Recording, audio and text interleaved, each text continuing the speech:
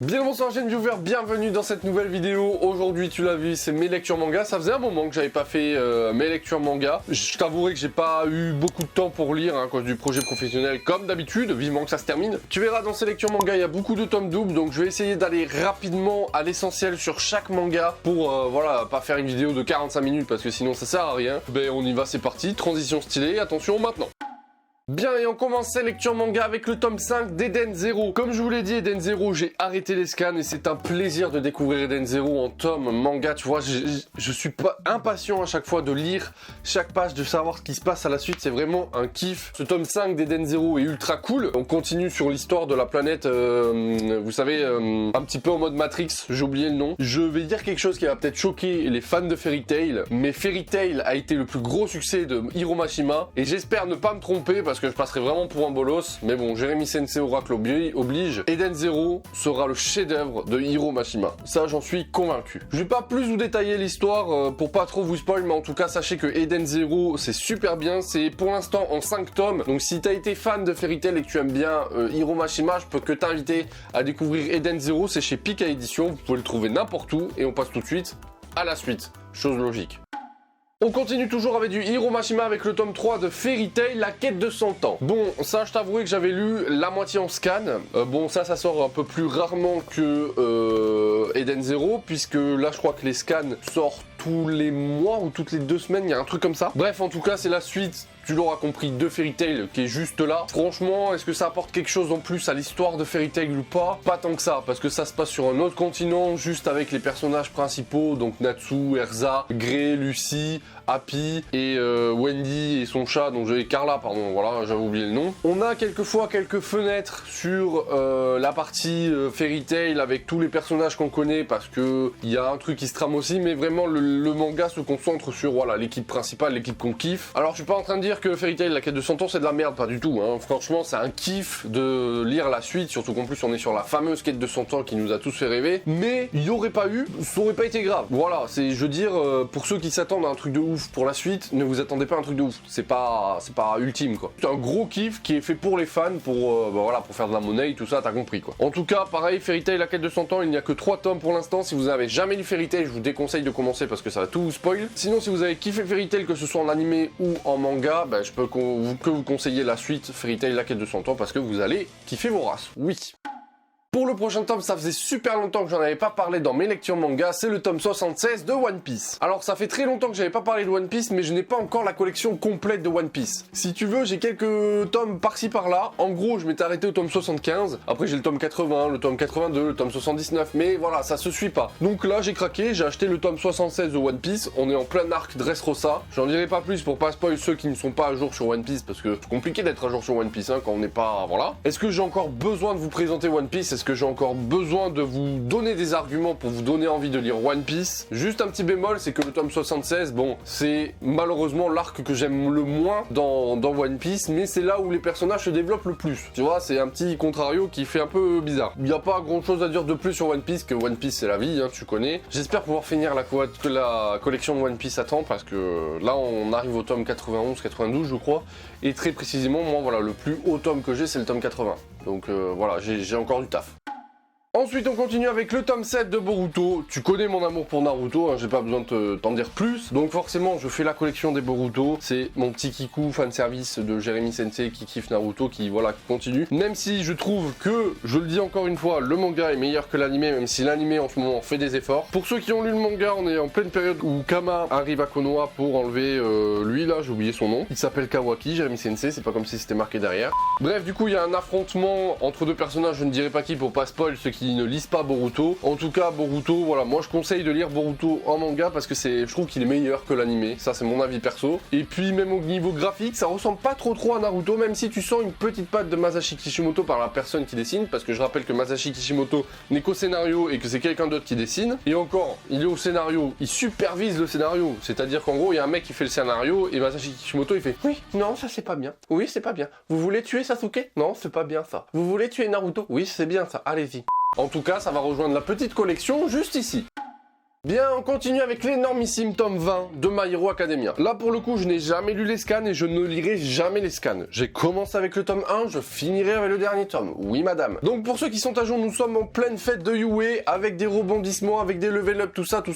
Je ne spoilerai pas plus pour ceux qui ne lisent pas My Hero Academia, qui ne suivent que l'animé ou qui ne sont pas à jour. En tout cas, ce tome 20 a été fort en rebondissement, a été fort en histoire et fort en dessin, parce qu'il y a eu des planches, mon dieu, qu'elles sont magnifiques. Le combat du début avec Izoku contre le méchant dont je tairai le nom pour pas spoil. Au bout d'un moment, il y a une case. Oh là là là là là là là là. Kohei Horikoshi a un dessin très particulier, très simple qui lui appartient, mais un dessin magnifique. Ça fait partie d'ailleurs des dessins que je kiffe dans le manga. Tu vois, mon dieu pour moi, c'est Masashi Kishimoto. J'adore le dessin d'un Naruto. Je peux pas t'expliquer pour toi. Et Kohei Horikoshi commence à venir gratter, tu sais, à venir dire: je dessine bien moi aussi, Jérémy Sensei. Tu voudrais pas m'adopter en numéro 2 par hasard?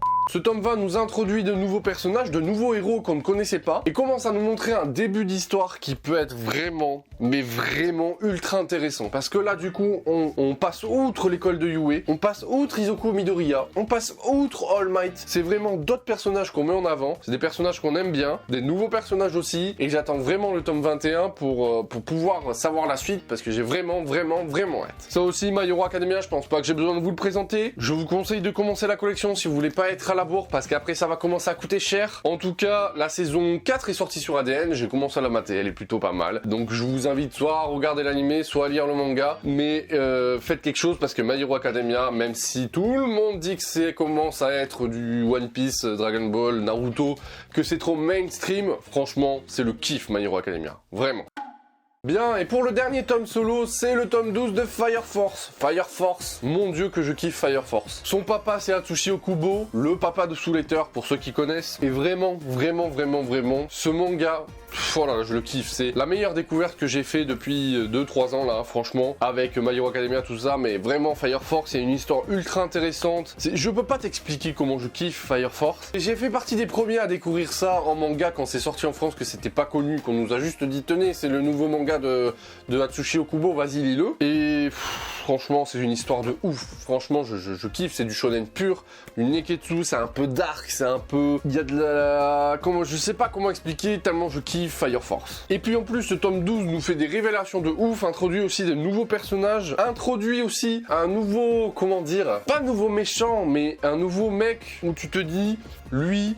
il va foutre la merde. En tout cas, pareil, Fire Force, si vous ne connaissez pas, je vous invite à découvrir. L'anime est sorti sur Wakanim et ADN. N'hésitez pas à aller mater ça parce que franchement, c'est un kiff total. L'anime est vraiment très beau. L'opening, putain, je kiffe l'opening. Et la qualité graphique de l'anime, franchement, c'est l'un des meilleurs animés qu'on nous ait sorti cette année. Et si vous voulez continuer l'histoire pour être un peu plus à jour, je vous incite à lire Fire Force. C'est aux éditions Kana. Il n'y a que 12 tomes pour l'instant, donc ça va, ça coûte pas trop cher si tu veux commencer une collection. Mais vraiment, écoute le Jérémy Sensei. Et ça, franchement, c'est une pure merveille.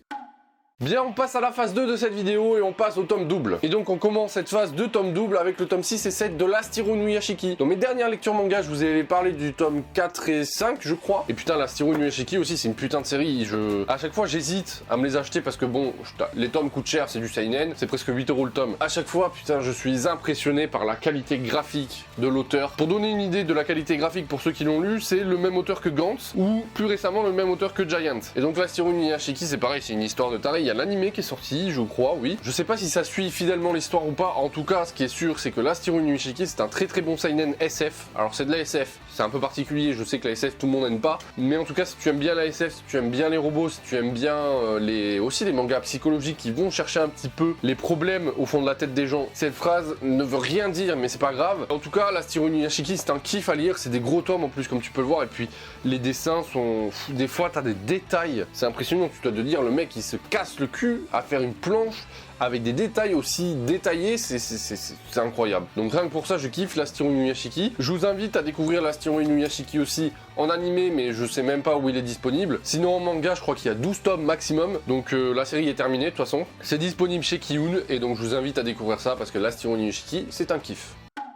On continue ces tomes 12 avec Mon Bébé. C'est un manga que je mets en avant de temps en temps parce que je trouve qu'il est trop sous-coté. Il est aussi terminé, mais là il y a beaucoup plus de tomes. C'est le tome 17 et le tome 18 de Toriko. Alors Toriko, c'est une série que je porte dans mon cœur. Toriko, pour ceux qui ne connaissent pas, c'est un shonen, du Shonen Jump en plus, qui parle de gastronomie, qui parle de bouffe, mais qui parle aussi de pouvoir, de héros, tout ça machin, de hunter. C'est vraiment au top. Alors ça tourne beaucoup autour de la nourriture et de la cuisine, mais c'est un très bon shonen que je vous conseille si vous voulez, voilà, découvrir un petit truc, on va dire, ancien. En tout cas, Toriko, voilà, c'est un petit manga old school que je vous conseille. Alors, old school, ça fait un peu bizarre de dire ça alors qu'il a fini il y a 2 ans. Mais bon, il date quand même, hein, je crois qu'il date des années 2000. C'est aux éditions Kazé. Moi, je les achète d'occasion parce que voilà, les acheter neufs, c'est compliqué à les trouver, ou alors faut les commander, faut attendre et tout, machin. Moi, ça me saoule. Donc, ceux-là, je les avais achetés pendant la Japan Expo, quand je suis allé chez mon ami en Tosama. Je te mets la vidéo juste ici parce que voilà, c'est là où j'avais fait mes achats d'occasion. Là, d'ailleurs, où j'avais trouvé les Last Hero Inuyashiki aussi. En tout cas, ça fait plaisir d'avoir lu du Toriko. J'espère pouvoir retrouver des tomes bientôt parce que vraiment Toriko, je t'aime Toriko, je t'aime.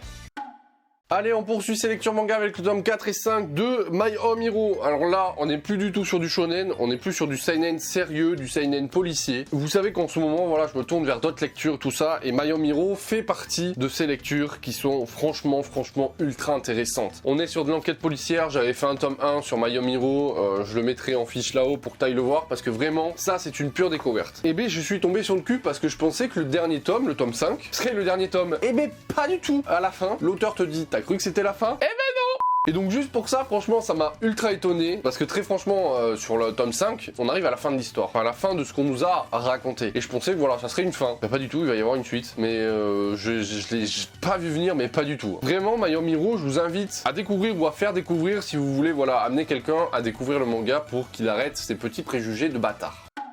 Bon là on repart sur du shonen pur et c'est le tome 7 et 8 de Dr Stone. Dr Stone d'ailleurs j'ai commencé l'animé il y a pas très longtemps. Oui je sais je suis à la bourre. Du coup j'ai commencé l'animé et l'animé a une qualité graphique franchement Dieu bénisse. Hein. L'opening je suis pas trop fan mais alors la qualité graphique de l'animé waouh. Bref je suis là pour vous parler du tome 7 et 8. Dr Stone si tu ne connais pas c'est le manga du moment qui fait parler de lui tout le temps. Il défonce tout. Weekly Shonen Jump généralement il est second, troisième, premier tu vois ce genre de choses. Et chez nous ben, ça cartonne chez les jeunes ça se vend à tire-larigot c'est un truc de ouf. Alors c'est du shonen Neketsu pur, mais très différent de ce qu'on avait l'habitude de voir. C'est un peu SF, post-apocalyptique, tout ça, et je pense que c'est ça qui apporte la valeur ajoutée au manga. Et ce qui porte aussi la valeur ajoutée au manga, c'est la qualité graphique de notre ami Boichi, qui... Voilà, franchement, Boichi, il a un dessin incroyable. Boichi, il a un dessin qui tue. Voilà, je te mets une image PNJ juste ici, pas de Dr Stone, mais d'un autre manga pour pas te spoil. Voilà, tu vois la qualité graphique, c'est une tuerie. Avant-dernier tome de ces lectures, c'est le tome 19 et le tome 20 de Black Clover. Black Clover, est-ce que je dois te présenter Black Clover? Je pense que tu connais Black Clover, même si je trouve qu'en ce moment, on n'entend plus trop parler de Black Clover. Hein. C'est pas comme Dr Stone où tu vois qu'à chaque fois il est en top, il est machin, il est au truc. Même au Weekly Shonen Jump, ça reste au milieu du classement du Weekly. Bon écoute, pour moi, Black Clover, je kiffe Black Clover encore. Hein. Là, ces 2 tomes aussi ont été fort agréables, ont été fort sympathiques. Il y a du combat, il y a du rebondissement, etc. Je trouve qu'on développe de plus en plus le monde de Black Clover depuis qu'il y a cette espèce de guerre que depuis avant. Donc Black Clover, si tu ne connais pas, mais je pense que tu connais, c'est pareil, il y a l'animé qui est disponible avec plus de 100 épisodes, c'est disponible chez Crunchyroll. Et puis en manga, il y a que 20 tomes, donc c'est pareil, si tu veux te taper la collection, je te conseille de commencer maintenant. En plus, il va y avoir, je pense, des packs de découvertes vers Noël et tout, donc voilà, je t'invite vraiment si tu veux commencer Black Clover, Dr Stone et d'autres mangas de ce type. De toute façon, en fin d'année, là, tu vas voir, il va y avoir plein de coffrets. Et puis voilà, qu'est-ce que j'ai à dire de plus sur Black Clover à part que c'est cool, que je kiffe, que je peux que te le conseiller et que j'ai pas d'autres arguments parce que voilà.